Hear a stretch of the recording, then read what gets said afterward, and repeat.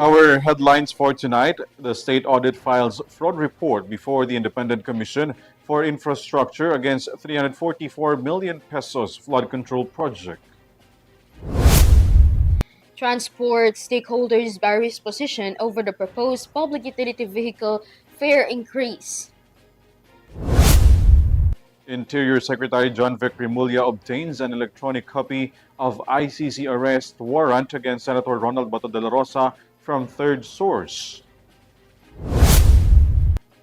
Face-to-face classes remain suspended in several schools in Albay due to power and water outage and damaged classrooms.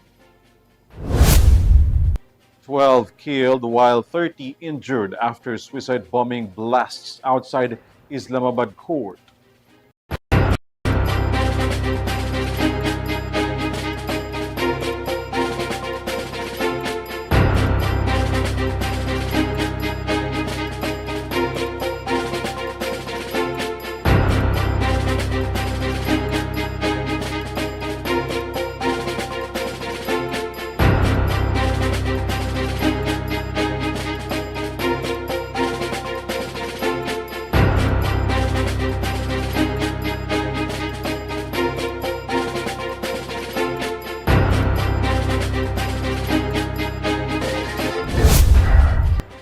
Good evening, bringing you the latest news for tonight. I am ALVIN.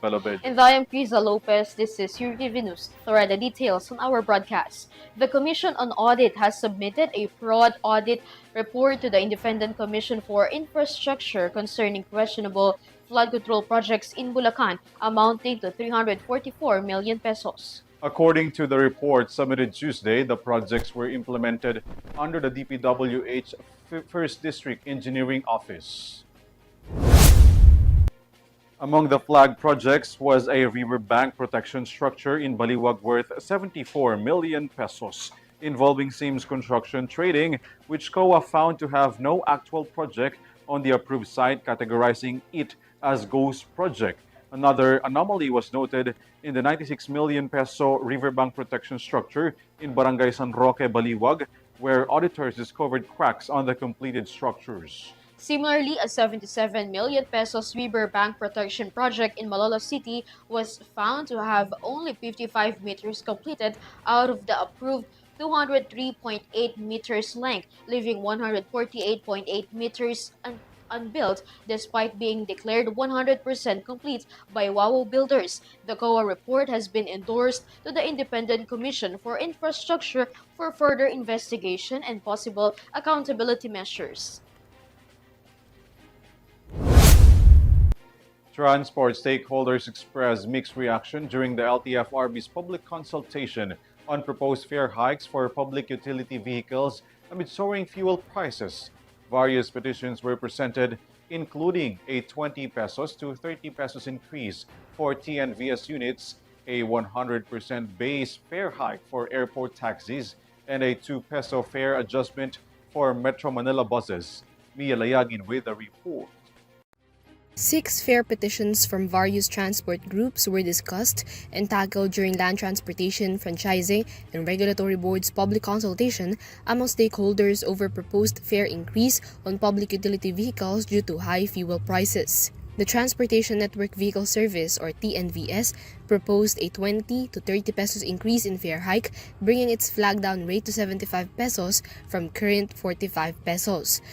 Group of airport taxis have also filed since 2022 their proposed 100% increase on their base fare from 75 pesos to 150 pesos. The petition includes the proposed increase on charges on succeeding distance as well as on additional charges for baggage, waiting, and traffic fee, among others. Point-to-point buses proposed a 30% increase on their present regular fare. For PUBs, a 2 peso hike is sprayed, eyeing to bring the 13 pesos base fare on ordinary Metro Manila buses to 15 pesos and the air-conditioned bus fare from 15 pesos to 17 pesos. On the other hand, 5 jeepney transport groups were present during the consultation, seeking to increase the 13 pesos base fare on traditional jeepneys to 15 pesos and modernized jeepneys from 15 pesos to 17 pesos. Transport Group Piston noted that drivers lose 900 pesos daily due to the high prices of fuel equivalent to 22,500 pesos monthly. This is still aside from the income cut due to taxes on fuel. Kung kami nakaka 30 liters per day, halos 900 pesos kada araw yung nawawalang kita at sa loob ng 25 days ay halos umaabot ito ng 22,500 yung direct na nawawalang kita. Pag tiningnan natin anong malaking epekto niyan, yung usapin ng excise tax. Sa ilalim ng excise tax, halos 6 pesos per liter. Yung buwis na binabayad natin at sa VAT ay almost 7 pesos per karapatan yan Karapatan ng mga driver at operator ang magkaroon ng sapat na kita para magtuloy-tuloy doon sa pinanserbisyo. Pero mas malaki yung panawagan natin, tanggalin yung VAT at saka yung excise tax sa langis para hindi lamang yung isang sektor yung makinabang. While some groups agreed with the proposed fare increase, some were in opposition. Some groups noted that aside from the high fuel prices, there are still a lot of problems in the transport sector that affect and lower the income of drivers and operators. Groups and cooperatives have raised concern over issues of cutting trips and overlapping routes by which the competition affects the amount of passengers they get. This is still aside from discussions over fuel subsidy, service contractor program, high terminal charges and fees, and illegal or colorum vehicles, among others.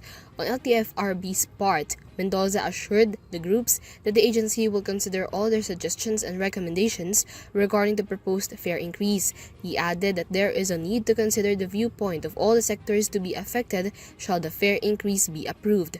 Many of the increase, meron silang mga alternative proposals. All of government approach is really to exhaust all means para sa ganun, sa natin, hindi natin kailangan customer side na hindi naman talaga sa alam ating mga transport operators and drivers. Kasi ayaw naman natin na mag-sacrifice ang road safety.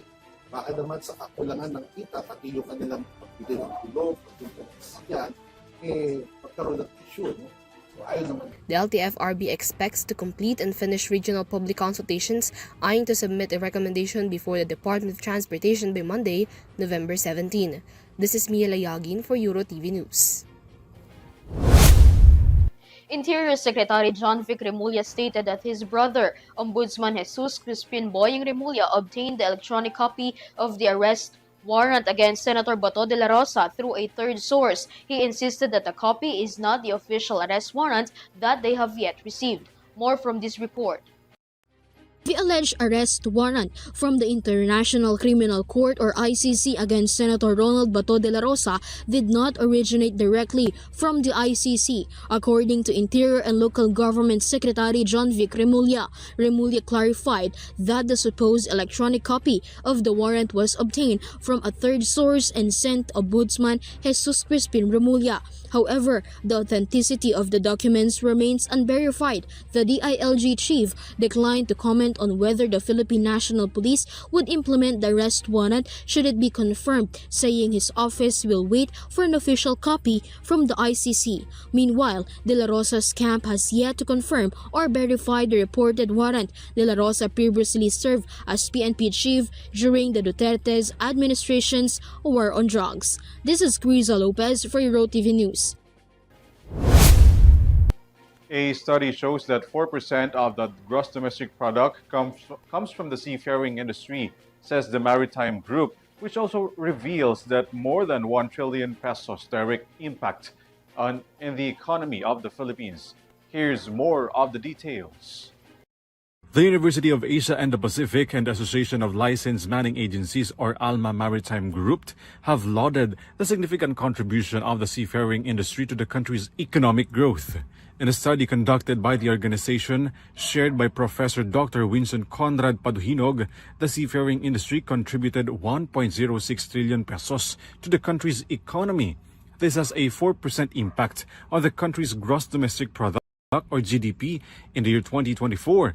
The study also revealed that ship owners spent 54.3 billion pesos directly before sending Filipino seafarers abroad. Direct remittances from seafarers reached 277.4 billion pesos in just 1 year.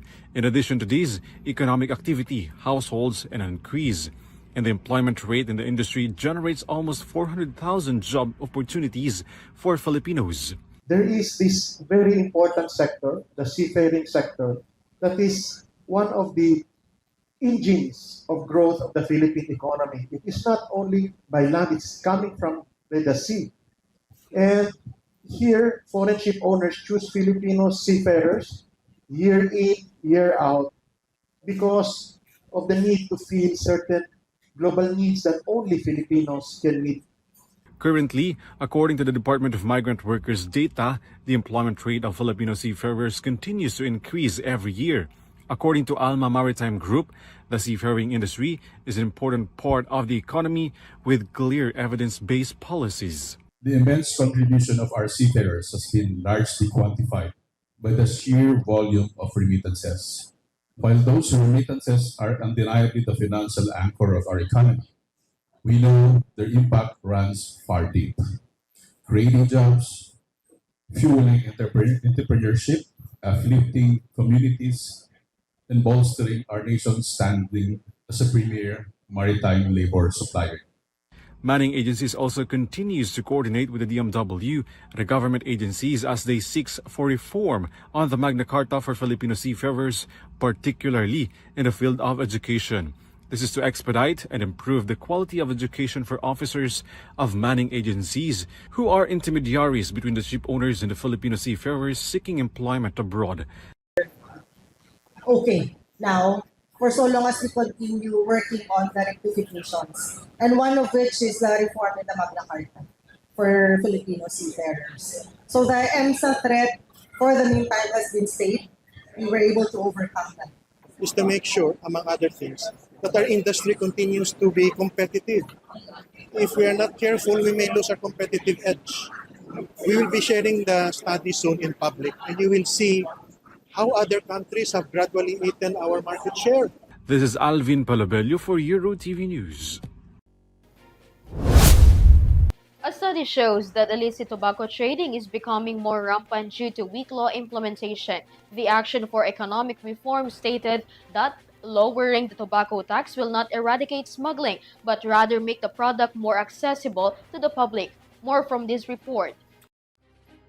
In 2022, around 321 Filipinos reportedly died every day from tobacco-related diseases according to the Lung Center of the Philippines. Despite existing laws regulating the sale, purchase, and use of cigarettes, cigarette smuggling remains rampant across the country. A new study released by the Action of Economic Reforms and Economic for Health of Johns Hopkins Bloomberg School of Public Health revealed that weak law enforcement is the main factor behind the widespread sale of illicit cigarettes in the Philippines. The AER study found the highest prevalence in Mindanao, particularly in Zamboanga and General Santos City, where 80% of surveyed sari-sari stores sold cigarette packs below the proper tax rate. Moreover, 96% of cigarette packs examined were found to have fake or missing tax stamps. Yung tobacco taxation pa rin ang nananatiling reliable source for UHC implementation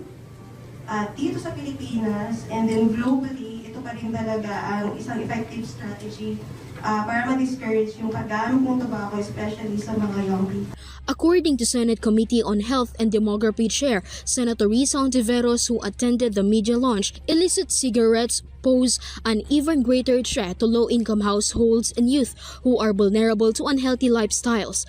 Internally, may mga mas highly vulnerable pa na mga sectors demographically. So yung mga mahihirap na Pilipino na baka nasa kultura natin na konting relief sa hirap ng araw-araw na buhay, yung patingin-tingin bili ng yosi sa salis. Ontiveros stressed the importance of encouraging communities and young people to adopt healthier lifestyle and urged stronger collaboration between lawmakers and law enforcement agencies to stop tobacco smuggling. Sobrang nakitulong yung nakakapagtrabaho na kaya ay makipagtrabaho ang Kongreso, partikular ang Senado, sa ating mga law enforcement.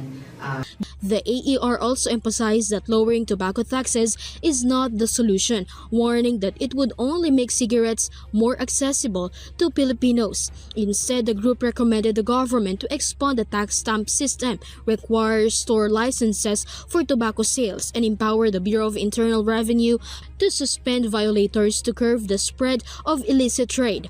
This is KRIZZA Lopez for Eurotv News.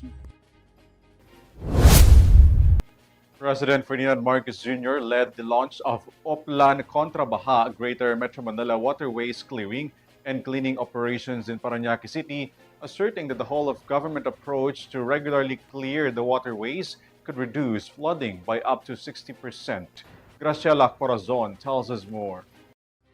President Ferdinand R. Marcos Jr. led the launch of Oplan Contra Baha, Greater Metro Manila Waterways Clearing and Cleaning Operations in Balihatar Creek, Barangay San Dionisio, Parañaque City.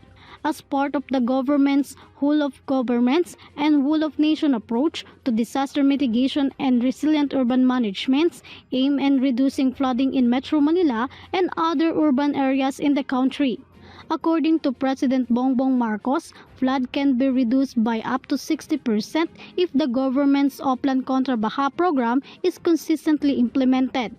Its goal is to regularly remove debris and garbage from waterways and drainage systems that cause flooding.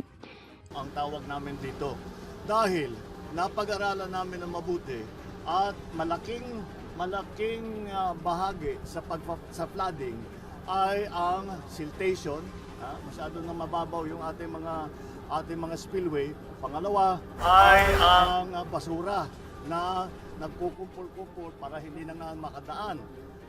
So ang una natin kailangan gawin ay linisin lahat ng estero, lahat ng mga spillway, lahat ng ganito upang maging mas malalim yung ating pagdadaanan ng tubig, isang-isa. Pangalawa, para maayos natin at maging mas maganda ang pagtakbo ng tubig para hindi nga maiwan ang lupa na nanggagaling sa taas, yung ibig nagsisiltation. Hindi ito maaring gawin na minsan lang. Ito ay patuloy nating gagawin, hindi natin titigilan ito.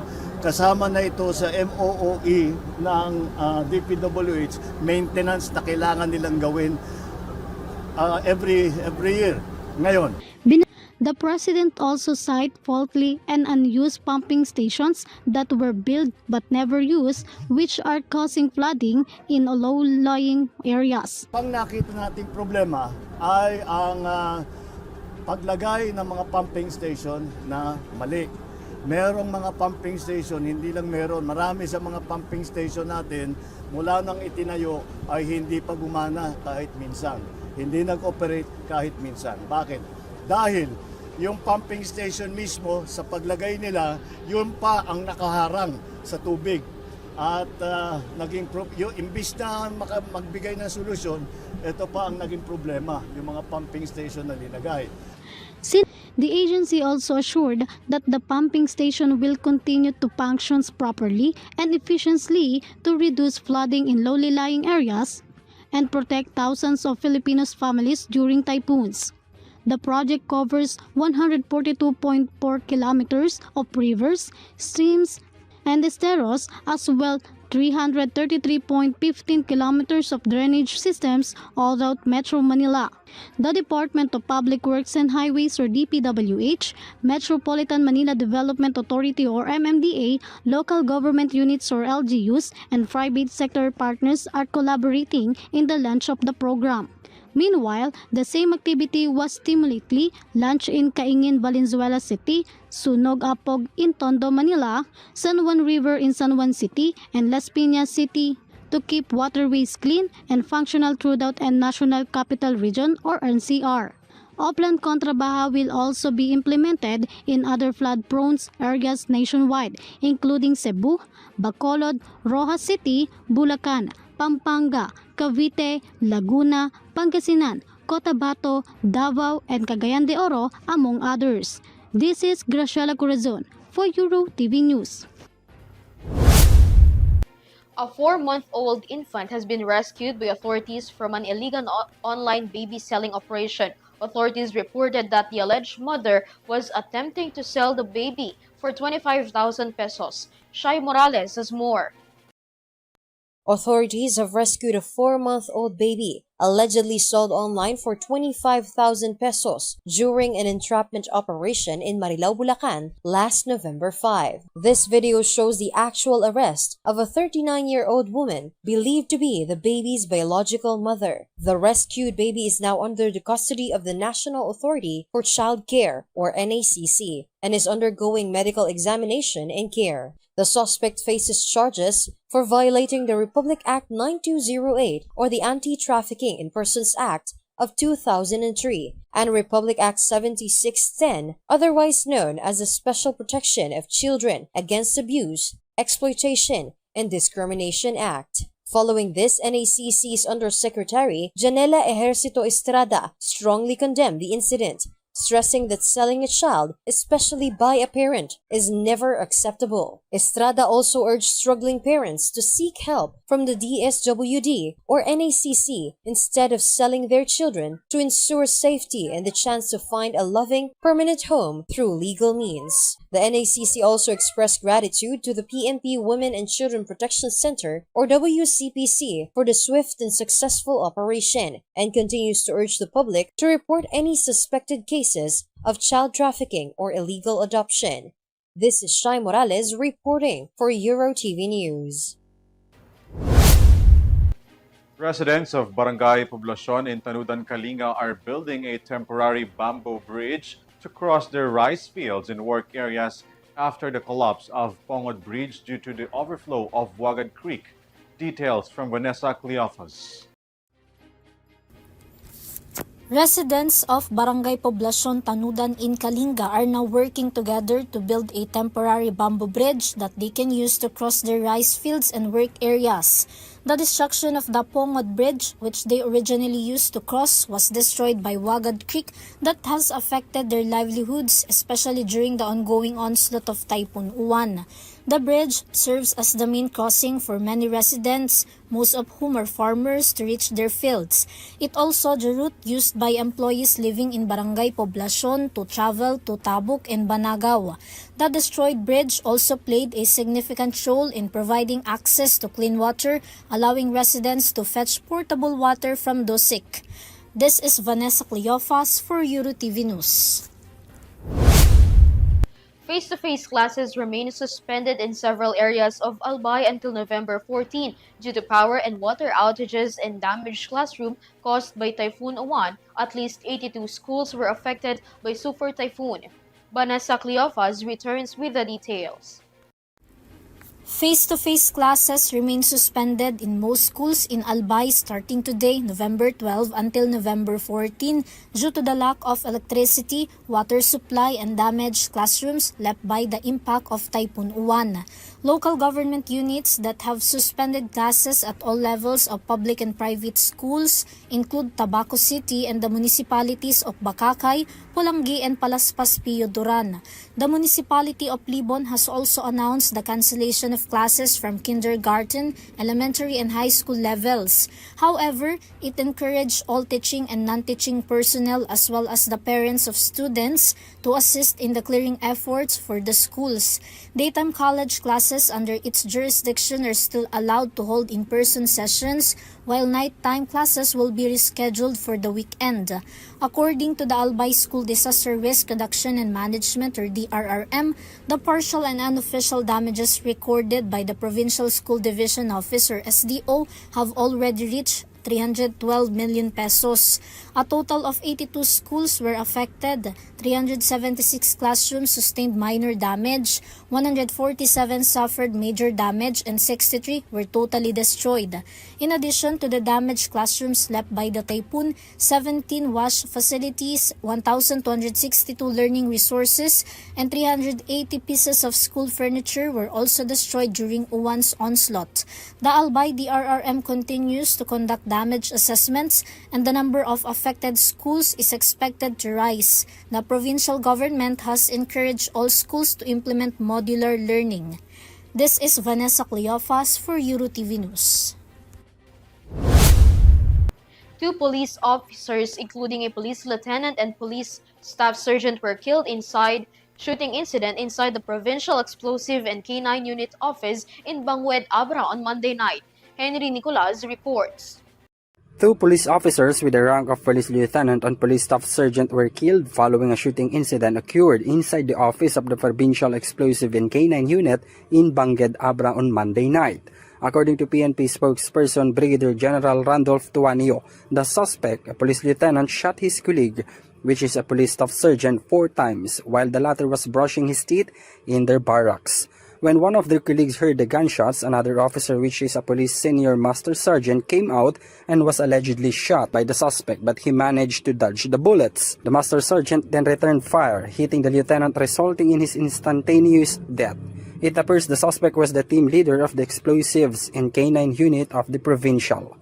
Tuanyo said, based on initial information, the suspect, a police lieutenant, accused the victim of reporting him to their superior for reporting to duty under the influence of alcohol. The lieutenant allegedly suspected the victim, which is the staff sergeant, of reporting him to the regional office, which is being looked into as the motive for the shooting. The police senior master sergeant voluntarily surrendered after the incident and will be charged with homicide this Wednesday. The investigation of the PNP is still ongoing prior to the incident. This is Henry Nicolas for Eurotv News. For stories around the globe, a suicide bombing incident at a court of Islamabad has claimed 12 lives and left 30 people injured. Son Santiago has more. A suicide bomber struck outside the district judicial complex in Islamabad, Pakistan, killing at least 12 people and injuring 30 others.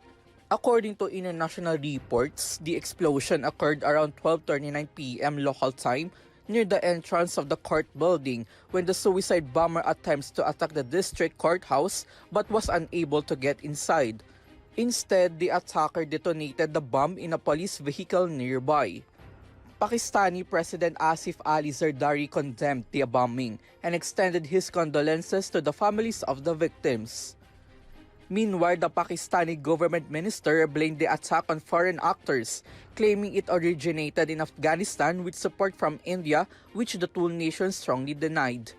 It can be recalled that Pakistan and India have had long-standing tensions since their independence, with renewed confrontations last May this year. Tensions also flared along the Pakistan-Afghanistan border last month. Following the blast, the country's defense minister also declared that the country was in a state of war and vowed retaliation. Meanwhile, local police have recovered body fragments of the bomber and are working to confirm the identity as investigations continue. This is Son Santiago for Eurotv News. In NBA scene, the Dallas Mavericks management fired out its general manager Nico Harrison over the trade issues between former Dallas star Luka Doncic and Lakers big man Anthony Davis. Kyle Basa tells us more updates in the world of sports. The Dallas Mavericks fired Nico Harrison as the organization's general manager. It was announced by ESPN senior NBA insider Shams Charania that the Mavs owner Patrick Dumont will fire Nico at the Mavs meeting today. As of today, the Mavs are on a 3-8 standing, a record that is so shocking as they went to the finals last May 2024. Back in April 2025, Nico traded Luka Doncic, one of the rising stars in the league, and their franchise player, to co-star Anthony Davis, a star in the NBA that is known and felt by other players for his tenacious defensive ability. The reason behind the trade was Nico wanted to solidify the team's defense, wherein Luka lacks the capabilities of doing so. NBA and Mavs fans were shocked by the news and have already predicted that the organization will fire and regret the bold move that they have made. With that, Nico Harrison has now updated his Instagram bio from GM of the Dallas Mavericks to unemployed. This is Kyle Basa reporting for Eurotv News. The phenomenal Toy Story has released their new trailer. The Toy Story 5 features their battles versus high-tech tablets.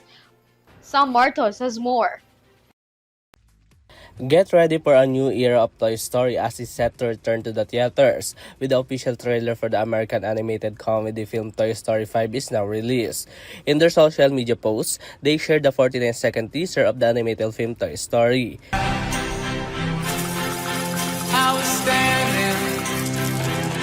In the teaser, a new character can be seen Lilipad, a high-tech frog-shaped smart tablet. Some of Toy Story fans were surprised by the return of the character Woody, since in the Toy Story 4, which concluded in 2019, Woody decided to stay Bo Peep and became a lost toy. Meanwhile, Toy Story 5 is set to hit the theaters next year on June 19, 2026. This is Sam Martos for your TV Showbiz News. And that's latest news for tonight. You may visit Eurotvph.com for more news and information. Once again, I am KRIZZA Lopez. You can also catch our live broadcast through our social media accounts and via PEN Extreme channel. I am ALVIN PELOBELLO. Thanks for joining us. This is Eurotv News Thread. Stay safe. Have a good night, everyone. One day